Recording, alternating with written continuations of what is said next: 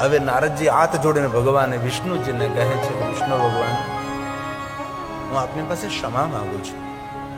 મને બહુ જ ગ્લાનિ થાય છે. મેં આ શું કર્યું છે? મહાદેવના ગણોનો મેં અનાદર કર્યો, મહાદેવના ગણોને મેં શ્રાપ આપ્યો છે. હું જાણું છું કે શ્રાપ આપવાથી પુણ્યનો ક્ષય થાય. સાધુ પુરુષ, તપસ્વી પુરુષ કોને શ્રાપ ના આપે, શ્રાપ આપે શ્રાપ લાગે જ, પણ જ્યારે સાધુ પુરુષ શ્રાપ આપે છે ત્યારે તેનું પુણ્ય જતું રહે છે. ભગવાન વિષ્ણુજી, મેં શિવગણોને શ્રાપ આપ્યો, મારું પુણ્ય ગયું.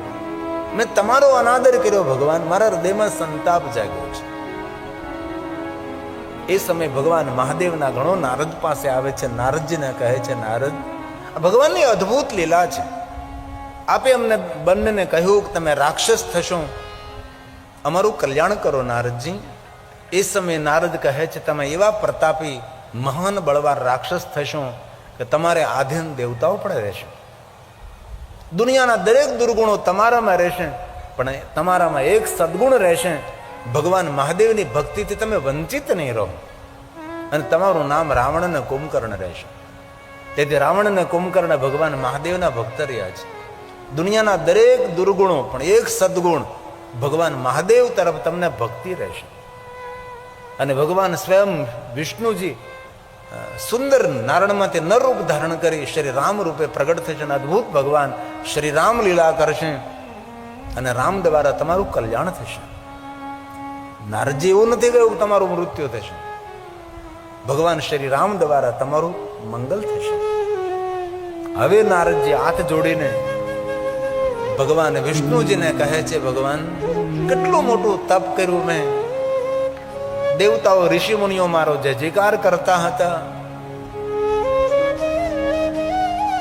અને ભગવાન શિવની માયાથી હું પ્રભાવિત બન્યો. મહાદેવના ગણોને શ્રાપ આપ્યો, તમારો અનાદર કર્યો મેં ક્રોધ કર્યો ભગવાન.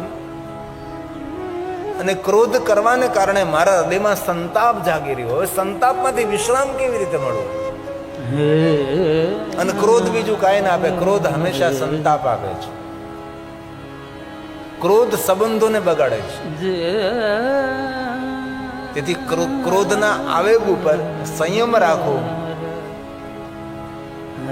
એ બુદ્ધિમાન પુરુષો માટે બહુ જ મહત્વનું છે. અને ક્રોધ અજ્ઞાનથી ઉત્પન્ન થાય છે, અભિમાનથી વધે છે.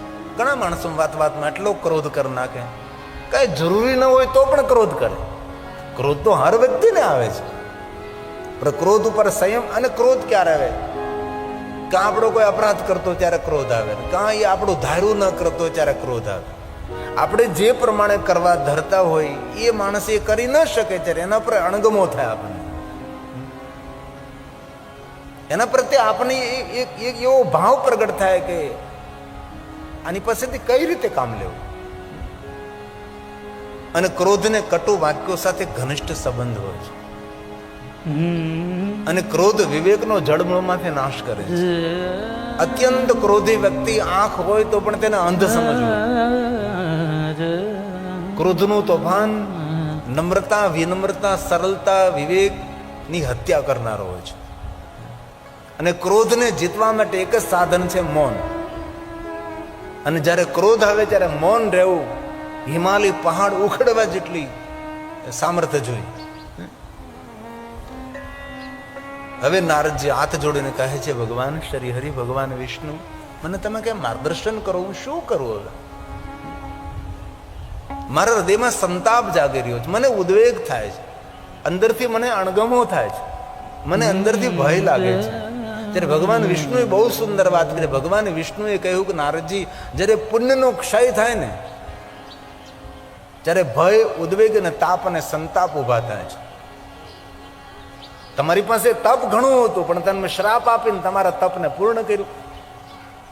કોઈને આશીર્વાદ આપવાથી પુણ્યની વૃદ્ધિ થાય છે, પણ કોઈને શ્રાપ આપવાથી આપણું પુણ્ય ક્ષય થાય છે. ભલે કોઈને માટે આપણે આશીર્વાદ ના આપી શકીએ, પણ ભૂલથી કોઈને શ્રાપ ના આપવો. થોડું દુઃખ સહન કરી લેવું, થોડું પાછું હટી જવું, થોડો રસ્તો બદલી નાખવો, પણ કોઈને શ્રાપ ના આપવો. ભગવાન વિષ્ણુજી નારદને કહે છે, નારદ,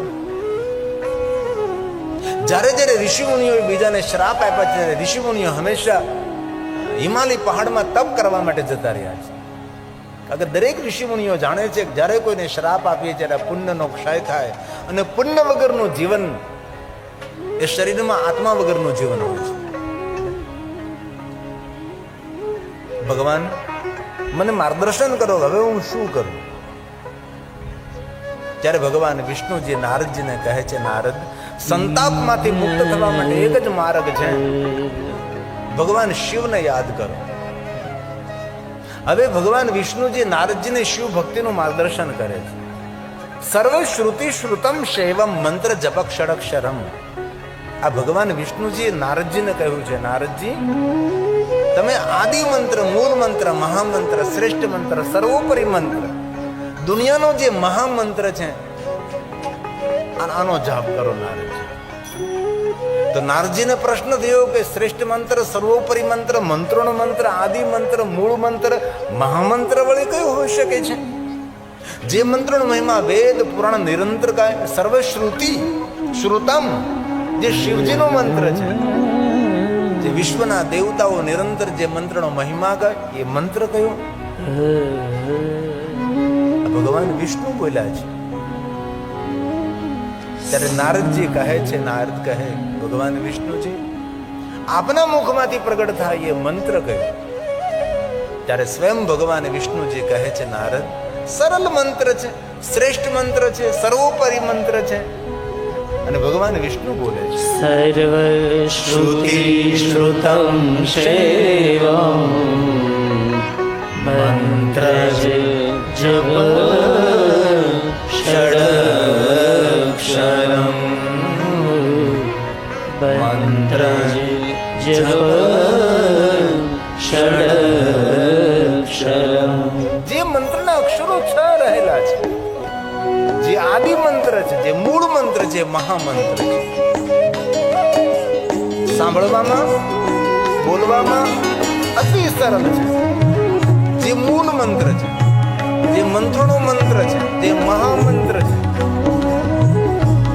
આ મંત્ર ભગવાન વિષ્ણુજીએ નારદજીને આપ્યો છે.